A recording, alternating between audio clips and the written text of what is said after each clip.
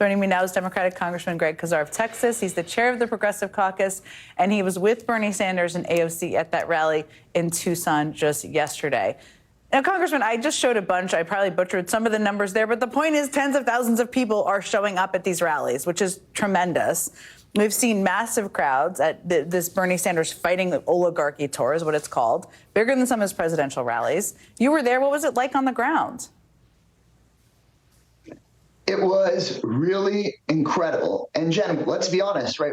Last time we were talking about how immediately following Trump's reelection, we did not see the level of grassroots energy that we saw 8 years ago.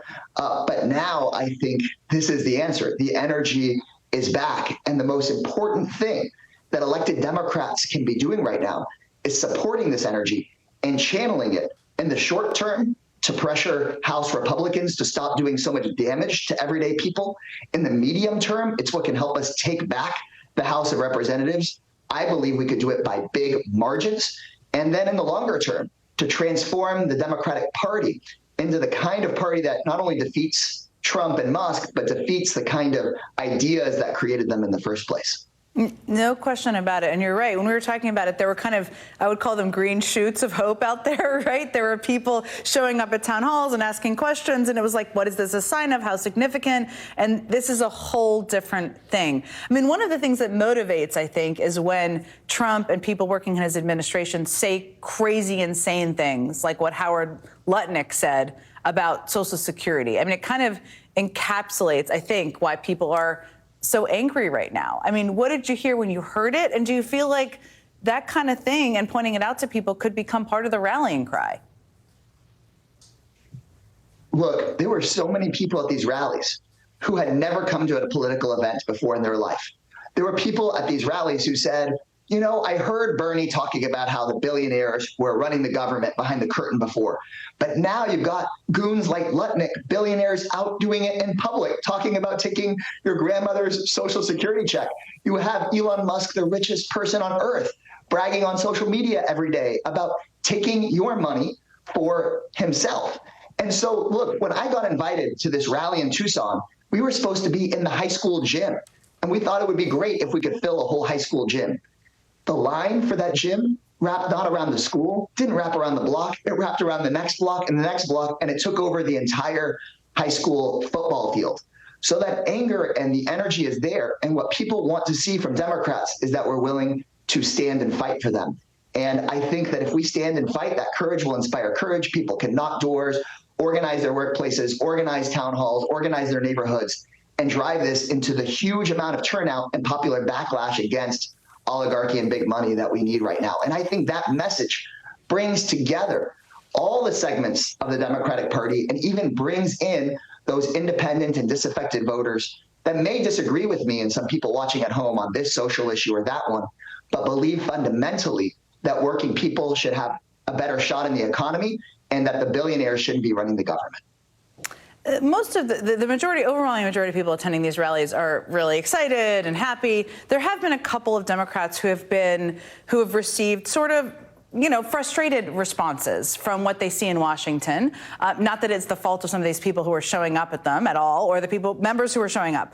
But obviously there's a lot of anger right now in the party toward Chuck Schumer after his decision to back that Republican spending bill. And some Democrats have reportedly been voicing support for alternatives here, but also for Congressman Alexandria Ocasio-Cortez, who you were just at a rally with, to primary him when he's up for re-election. Would you like to see that happen? Look, I have enormous respect for Congresswoman Ocasio-Cortez, and I think really the questions about what she wants to run for in her future for her, but to the point about voters feeling upset, I feel upset too, and it should be no surprise. I mean, Elon Musk and Donald Trump, it's like they put together a list of things that would piss off ordinary Americans. Destroy Social Security, destroy Medicaid, fire veterans, shred the Constitution, try to impeach judges that try to do their jobs. And they said, let's do all the above. So of course, people are very, very upset.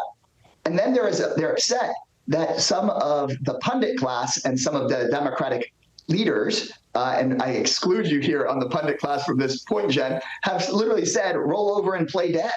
I mean, which Republican members of Congress when Joe Biden was in power, went and told their voters that were angry, roll over and play dead. No way.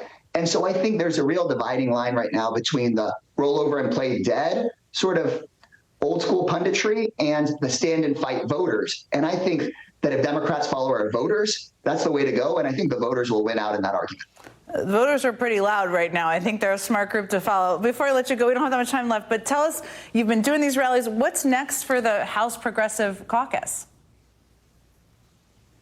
Well, Jen, I'm happy that I can maybe make a little bit of news here on your show, because we have all of these progressive members of Congress that we are just about to fan out all across the country and go do town halls in Republican districts. Great. House Speaker Mike Johnson told his Republican members of Congress, don't do town halls. So we're going to call it the Democrats Show Up campaign. And I'll be, I was invited to Chip Roy's district this coming weekend, and I'll be there. I don't know if Chip will be there, but I'm excited to talk to those voters. Whether we agree on everything or not doesn't matter, as much as showing up and letting them know we care about their pocketbook issues.